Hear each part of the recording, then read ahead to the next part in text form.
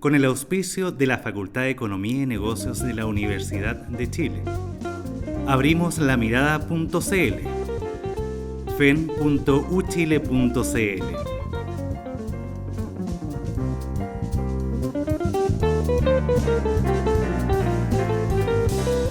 Presenta La Mesa. Buenos días, buenas tardes, buenas noches. Bienvenido a otra edición de La Mesa, esta coproducción de la Facultad de Economía y Negocios de la Universidad de Chile y el Mostrador Mercados. El tema de hoy es la economía de Chile, cómo está, hacia dónde va. Tenemos dos invitados de lujo, Pablo Correa, economista jefe del Banco Santander, y Ricardo French Davis, profesor de la Facultad de Economía acá, destacado economista, asesor, consultor y académico. Bueno, el tema hoy, bueno, gracias por venir. El tema hoy, esta semana tuvimos, el Banco Central publicó sus cuentas nacionales del primer trimestre, que mostraron una economía que se está enfriando. El presidente dio su último rendimiento, su cuenta pública ante el país, en la cual enfatizó sus logros económicos, que en términos de cifras duras no es el gobierno más exitoso postdemocracia en términos de cifras duras. Vamos a un reportaje que preparó Daniel Payares y Juan Pablo Echenique y después comentamos. En materia de crecimiento, en los últimos 3 años Chile ha crecido en promedio al 5,8% anual, superando ampliamente el crecimiento del periodo anterior, el de América Latina y el del mundo, y alcanzando el primer lugar entre los países de la OECD. Con esas palabras, el presidente Sebastián Piñera rindió cuentas sobre su gestión, la que en cifras podría considerarse la más exitosa desde el retorno a la democracia. Piñera dice que dejará al país al borde del desarrollo, con un desempleo a bajos históricos, más de 800.000 empleos creados, crecimiento promedio bordeando el 6% y un alza real en las remuneraciones que tiene la economía en medio de un boom de consumo pocas veces visto en Chile. La cuenta pública de Piñera ocurrió en la misma semana en que el Banco Central entregó las cuentas nacionales. En ellas se ve una economía que se enfría. Las cifras muestran un PIB que creció 4,1% en el primer trimestre, el menor ritmo desde 2011 y muy por debajo de lo que esperaba el mercado. Más preocupante fue el déficit de cuenta corriente que se disparó justo en momentos en que la inversión minera parece estar cayendo con fuerza. Un déficit disparado hace más difícil la labor del Banco Central porque le quita flexibilidad. Para algunos críticos de cómo Hacienda ha manejado la economía en estos 3 años, el peor pecado de este gobierno es que ha hecho poco y nada para diversificar la economía y no seguir dependiendo del cobre. ¿Cómo nos preparamos para un escenario que no sé si va a ocurrir mañana, en 1 año, o en 5 años o en 10? Pero ¿cómo nos preparamos mentalmente al inicio, pero después en políticas públicas efectivas, para hacernos cargo de que esta es una economía que tiene que superar su monodependencia exportadora del cobre? La preocupación de algunos economistas es que esa tarea la va a heredar el próximo gobierno, pero no tendrá la holgura que tuvo Piñera, por lo que el espacio para hacer cambios e implementar nuevas políticas públicas será mucho más estrecho. Bueno, empecemos por la persona que tiene que hacer asesoramiento a clientes y contarles qué está pasando en la economía chilena. ¿Cómo está la economía chilena y hacia dónde vamos? Pablo, empecemos contigo. Bueno, muchas gracias por la invitación. A ver, las cifras que hemos visto este primer trimestre efectivamente muestran una desaceleración en el margen, pero no son para nada preocupantes. Y de hecho yo lo que diría es que es una desaceleración sana, ¿ya? Después de un ciclo fuertemente expansivo que durante varios trimestres y varios años habíamos tenido una demanda agregada que estaba creciendo muy por sobre el producto. Está ajustándose hacia la baja básicamente el componente de inversión, que creo que también es algo saludable. Acuérdense que no hace mucho tiempo hablábamos de que podía incluso haber una burbuja en el sector de construcción, esas cifras también se moderan, y en ese sentido yo creo de que lo que estamos viendo ahora es parte natural del ciclo. Estamos llegando al fin de este ciclo súper expansivo, y creo de que en general hay que tomarlo como una buena noticia, como algo esperable y razonable que suceda. Básicamente porque tampoco habíamos visto grandes reformas estructurales o grandes ganancias de productividad explicadas más allá del ciclo que pudiesen explicar tasas de crecimiento del producto sobre el 6%. Ese es un tema que quiero volver porque me parece importante. Primero, Ricardo, el gobierno y varios economistas neutros dicen que en términos de cifras duras, efectivamente este se podría catalogar como el gobierno más exitoso en términos económicos de la vuelta a la democracia. ¿Tú estás de acuerdo con eso, primero con las cifras y con ese tipo de categorización? Yo creo que hay una tremenda desinformación. El primer gobierno de la Concertación creció 7,6%, partiendo de una economía que estaba en el techo. O sea, le agregó durante 4 años 7,5% sobre ese techo. El segundo gobierno, durante sus primeros 4 años, crecía al 6%, agregándole sobre el techo. ¿Qué es lo que ha pasado ahora? Yo estoy muy de acuerdo en que esto es parte del ciclo. Lo que hemos hecho es utilizar un producto en que estaba por debajo del potencial de la economía. Nadie puede ignorar que tuvimos una crisis internacional en el 2009 y que la economía se cayó. No se destruyó la economía. El terremoto destruyó, pero el Banco Central nos dice 2% de PIB nos destruyó.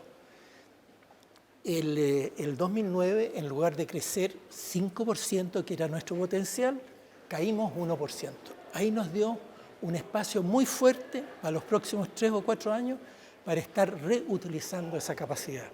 Y cuando uno ajusta las cifras de este gobierno, por ese hecho, uno no debe comparar a alguien tendido al suelo con alguien parado su estatura. Tiene que medirlo parado las 2 veces. Lo mismo en la economía, trabajando en su cima. De cima a cima, o sea, comparamos el último año de este gobierno, este año, con antes de la crisis mundial, nos da un crecimiento de 4,1%.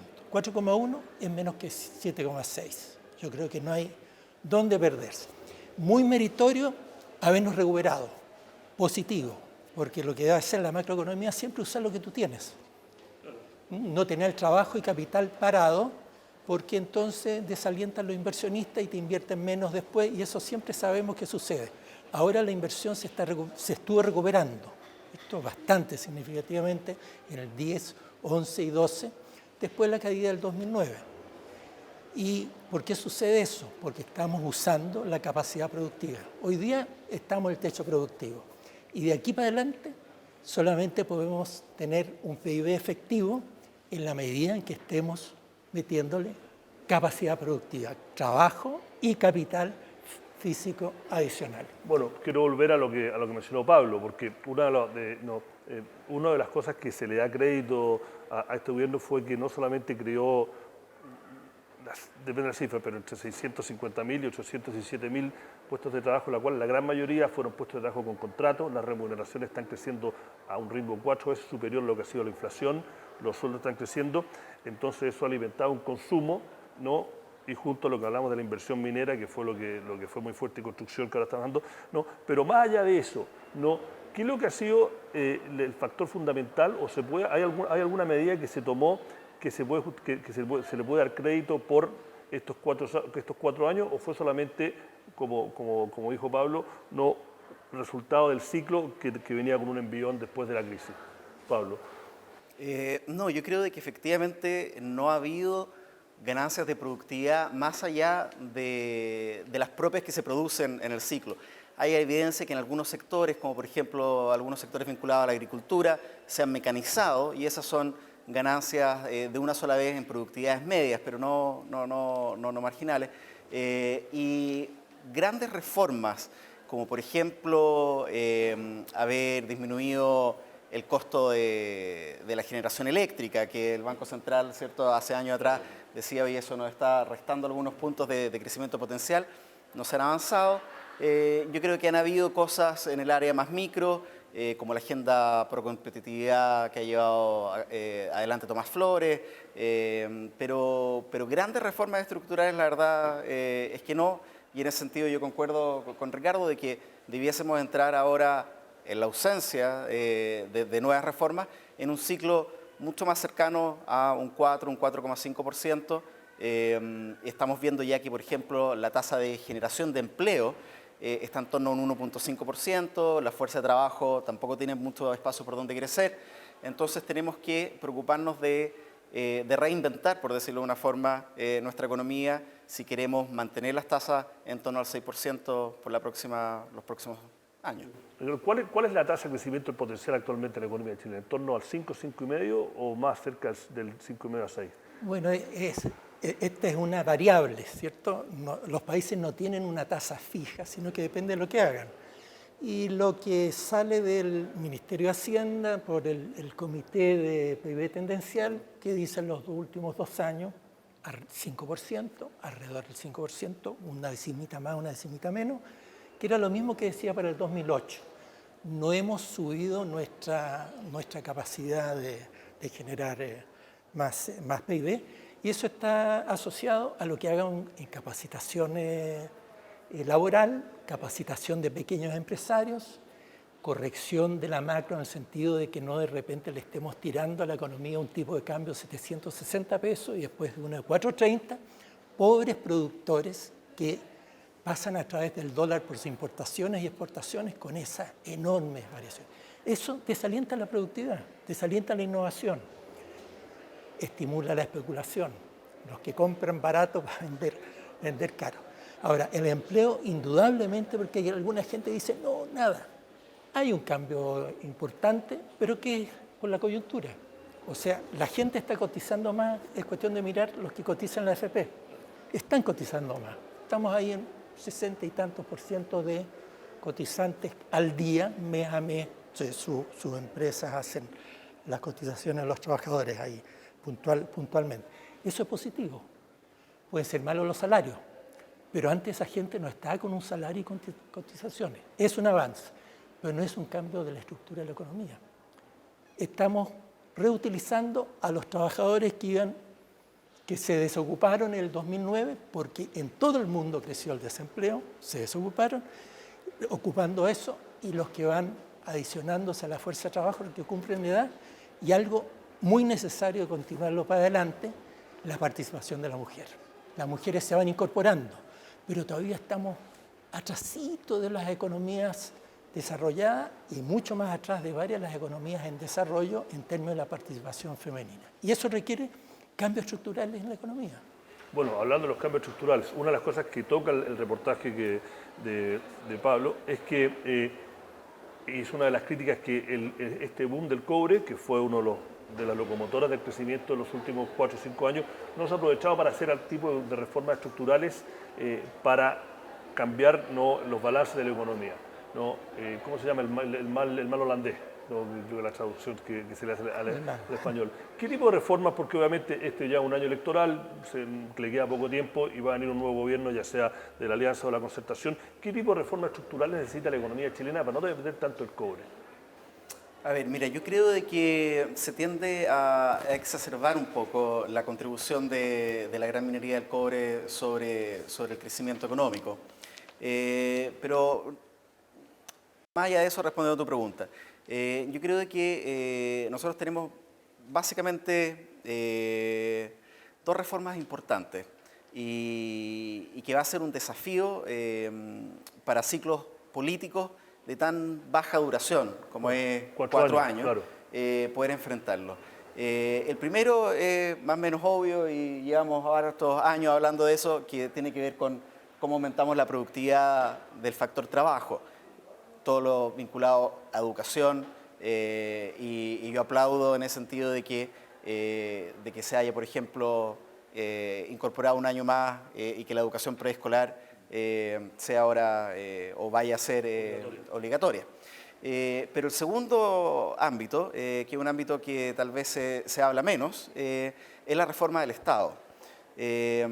Acá hemos tendido a pensar de que muchos de los problemas se van a solucionar simplemente con un incremento del gasto y que lo que tenemos que hacer es una reforma tributaria que financie ese incremento en el gasto, pero tenemos un Estado que es relativamente obsoleto, un Estado que tiene una carrera funcionaria que no es de los mejores, de que recibió una serie de restricciones cuando se recuperó la democracia, Recordemos que una de las últimas leyes que se firmaron en dictadura fue el congelamiento de la planta.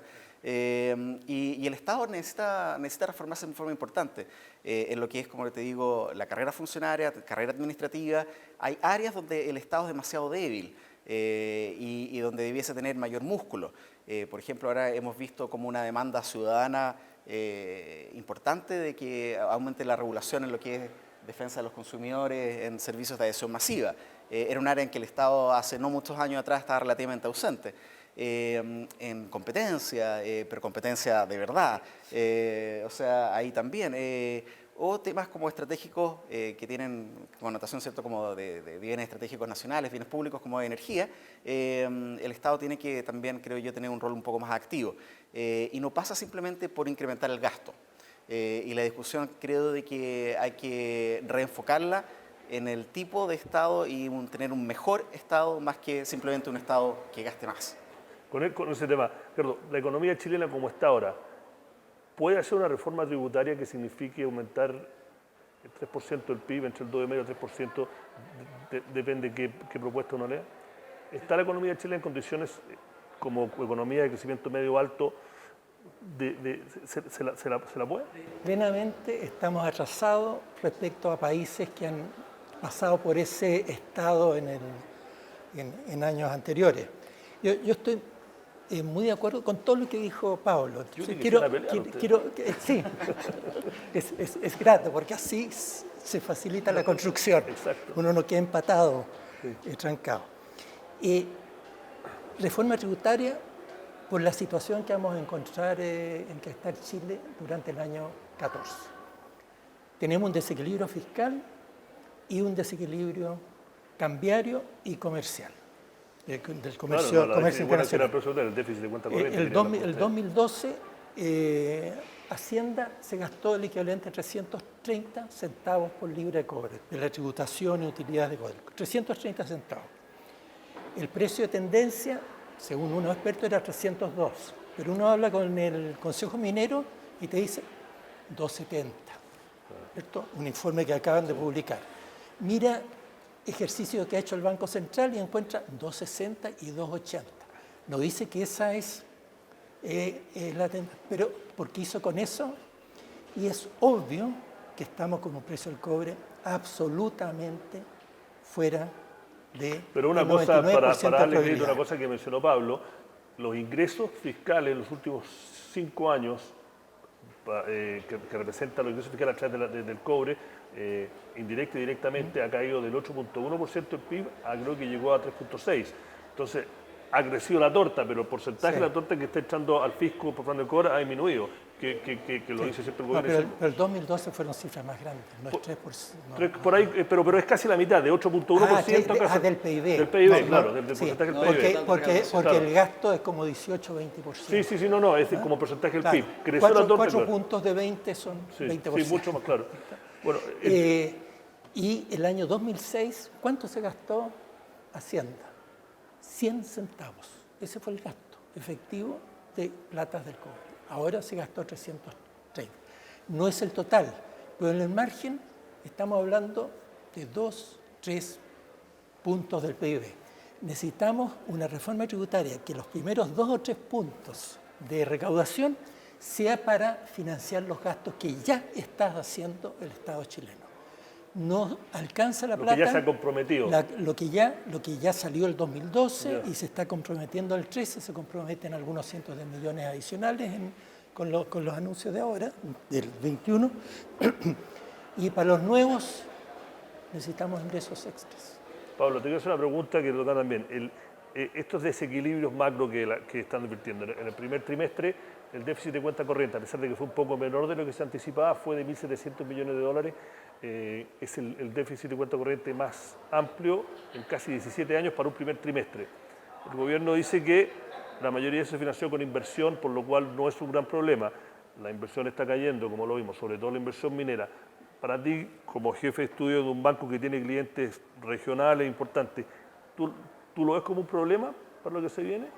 No, para nada. Y de hecho, tú si miras las cifras de déficit de cuenta corriente de los 2 trimestres anteriores, llegó a ser casi de 5.000 millones. El tercer trimestre del año pasado y cerca de 2.800 el cuarto trimestre y ahora 1.000 y fracción. O sea, efectivamente va disminuyendo y va disminuyendo de la mano de menores importaciones de bienes de capital, de menor inversión. Hubo un montón de eventos que fueron de una sola vez. Por ejemplo, el tercer trimestre del año pasado, y eso te pega en la balanza comercial y en la cuenta corriente, LandChile gastó $3.000 millones en renovar parte de su flota. Y eso explica parte de esos 5.000 y fracción del tercer trimestre, pero como te digo, fue un one-off y después empieza a disminuir. Si tú miras la composición después del ahorro, efectivamente el ahorro público hoy día es bastante menor de lo que solía ser, pero el ahorro de las familias, considerando el ahorro no previsional, incluso ha aumentado. Entonces, ¿quién está desahorrando? Efectivamente, el mundo corporativo que está invirtiendo, y parte importante de esa inversión se está financiando con la misma reinversión de utilidades de empresas mineras, en particular extranjeras, que están reinvirtiendo en Chile. Y en ese sentido, si bien hay que estar muy atento con lo que pasa sobre todo con el ahorro público y privado, familias, yo no creo que hayamos incubado un riesgo importante, y yo creo de que en los próximos trimestres vamos a ver una reversión en la tendencia del déficit. Sí. Ricardo, aquí tenemos diferencias. Eso le voy a preguntar, porque Vamos yo leí algunas con la cosas que usted ha dicho. En parte de lo que dice Pablo, no en todo, en este tema. O sea, a mí me parece que un déficit con 300, el déficit del año pasado fue con 361 centavos. En el primer trimestre estuvimos en un precio parecido 301 creo que fue, 310, bueno. 361. 361. Un precio muy alto. O sea, uno le quita 80 centavos y te lo agranda muy fuerte. Concuerdo en que es muy importante lo de la inversión extranjera directa. O sea, hay una parte de la inversión en Chile. Pero eso fue casi toda minera, y las mineras están echando sus pocos. Claro. Entonces, ahí hay ciclos de esto. De repente un chorro, entonces no hay que adecuar la economía a ese chorro, sino que a la tendencia. Esa es la importancia de las políticas contracíclicas. Tú miras más allá de los 4 años de cada gobierno, que son tan cortitos. Y ver qué está pasando, qué parte de la inversión extranjera directa. Hay una parte que son adquisiciones fuertes, alguna otra parte que son inversiones para acá que salen para allá, que pasa, ¿cierto? En la medida que tú te transformas en un centro. Y después, ¿qué pasa en la otra cara de la economía? Y es cierto que el ahorro está en niveles respetables, el ahorro total nacional, que incluye las platas del cobre, incluye las platas 361 centavos. ¿Y qué está pasando con el consumo? El último trimestre, Igual disparado. de nuevo, crece 3 puntos más que el PIB. O sea, todavía no se está frenando. Estas cosas en algún momento se frenan, a la buena o a la mala. El ideal es frenarlas a la buena. Pero cuando se frenan, empiezan a crecer más lentamente desde un nivel muy alto. Tanto las cuentas fiscales se han frenado, pero a un nivel altísimo, porque gastamos mucha plata para enfrentar la crisis del 2009. Durante 2 años aumentó el gasto fiscal 10 y 17%, se cayeron los ingresos tributarios, ¿cierto? Y eso fue muy positivo hacerlo, correspondía hacerlo. Cuando estás recesionado, tienes que meterle plata adicional. Ahora estamos inflados, hay que sacarle plata. Y el consumo total está creciendo muy fuerte, durable y no durable, y parte de eso es importado. Y las importaciones hay que frenarlas. ¿Y cómo se frenan? O con una recesión, o con tipo de cambio, moderación del gasto fiscal, reforma tributaria. Todas estas cosas son complejas, hay que hacerla por varios lados. Pablo, ¿qué es lo que te preocupa a ti, o qué es lo que no te deja dormir para el segundo semestre de la economía chilena? No, yo diría de que los riesgos como inmediatos son menores. El año pasado, por ejemplo, Tuvimos días en que pensábamos de que iba a caer un colapso del sistema financiero internacional, estábamos muy nerviosos, canales financieros cerrados. Hoy día el resto del mundo se ve mejor. A Europa yo creo que le va a tomar años volver a situarse en una posición anterior a la crisis, pero están haciendo las cosas. Tal vez un poco lento, pero la están haciendo. En Estados Unidos también las cosas se ven mejor. La desaceleración en China tampoco me preocupa mayormente porque creo que hay un cambio en la composición del crecimiento y en ese sentido los riesgos han disminuido. Localmente tampoco tenemos, creo yo, grandes desequilibrios y lo que me preocupa es un poco lo que conversábamos en un principio, que Chile caiga en esta como trampa de la clase media, ¿cierto? Y que lleguemos a un nivel de $20.000 per cápita y nos frenemos ahí, ¿ya? Y no seamos capaces de efectivamente aprovechar los recursos que hoy día tenemos, las instituciones que hoy día tenemos, ¿ya? Y la voluntad para efectivamente dar ese salto discreto que permita garantizar de que mis hijos, ¿cierto? Tu hijo, tú debes tener hijos grandes, no sé, tus nietos, vivan en un país distinto. Tu sobrina. Mi sobrina, claro. Nos toque vivir en un país distinto. Y como te digo, yo creo de que tenemos una oportunidad que sería imperdonable no tomarla. Voy a terminar con Ricardo porque él es un poco el dueño de casa. ¿Qué es lo que más le preocupa y lo que está más optimista acerca de la economía chilena para los próximos 6 meses? Es probable que sigamos con algo relativamente parecido, salvo que lleguen estas señales así. Yo concuerdo en que no se ven así señales alarmantes.